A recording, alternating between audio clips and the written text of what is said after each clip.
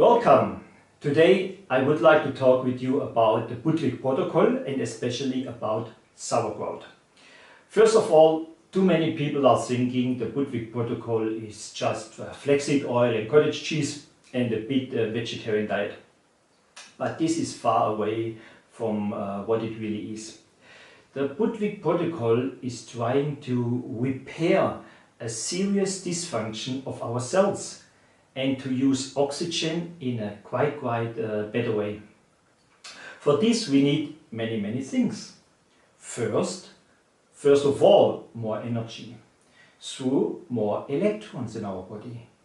Then the right fatty acids and phosphate for our cell membranes, and also a perfect working pH regulation system. And today I would like to talk with you about how sauerkraut and sauerkraut juice can help our pH system quite a lot. I'm sure you know we Germans are often referred to as krauts, since many people abroad combine Germany with sauerkraut and pork knuckles. But I have to tell you, sauerkraut originates not from Germany, from Asia. For centuries before Christ, there are, for example, records of the eating of sauerkraut in China. But even European greats like Hippocrates or like Aristoteles described the advantages of herb in medicine long before our calculations. Probably the first doctor, if you can call him at that time, the first doctor of the sauerkraut juice and cancer described in a book was Marcus Porcius Cato the Elder. This was around 200 years BC. He wrote very much about the healing power of sauerkraut, and believe it or not, he wrote already at that time carcinomas are incurable except with a treatment with sauerkraut.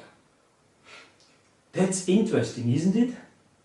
And when the famous sailor James Cook took tons of sauerkraut on his ships in the 18th century, the health benefit of this exceptional cabbage produced by lactic acid fermentation have been already well known. In Germany, sauerkraut became legendary through the famous Sebastian Kneipp, who gave his patients several spoonfuls of sauerkraut juice mixed with drinking water. By the way, I remember how good Dr. Budwig always spoke about Sebastian Kneipp. Meanwhile, there are so many books talking about the advantages of sauerkraut. Let's have a brief look what some people are saying. First of all, the high vitamin content. Above all, vitamin C. Honestly, would you have thought that in the cabbage is so much vitamin C? And not only that, the US Department of Agriculture has found in an investigation that even after 2 months of storage, 75% of it is still preserved.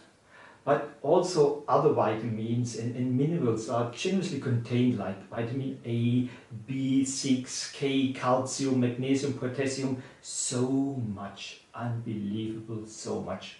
But it is certainly not only the ingredients in detail, but rather the combination of all substances that make sauerkraut so unique. But also individual substances in sauerkraut and of course also in raw cabbage have been studied for years by conventional medical research. It is amazing how many research projects there are. I have found hundreds of such studies in my research, and almost all of them report positive effects. For example, you can read how the drinking of sauerkraut juice greatly increases the activity of glutathione S-transferase or NADPH, both substances which play an important role in oncological research today. Also, the high content of the sulfur-containing indole 3-carbinol which can play an important role, for example, in breast cancer, in cervical cancer, and of course also in prostate cancer. We know today that indole 3-carbinol converts estrogens or has a big influence at the cycle of the so-called G1 receptor of a cancer cell. I could write a whole book only about these positive researches, and to every logical thinking person the question arises, why is nearly nobody knowing this? The answer to this is quite simple. You cannot register a patent on sauerkraut juice. And additional, the whole is also quite cheap.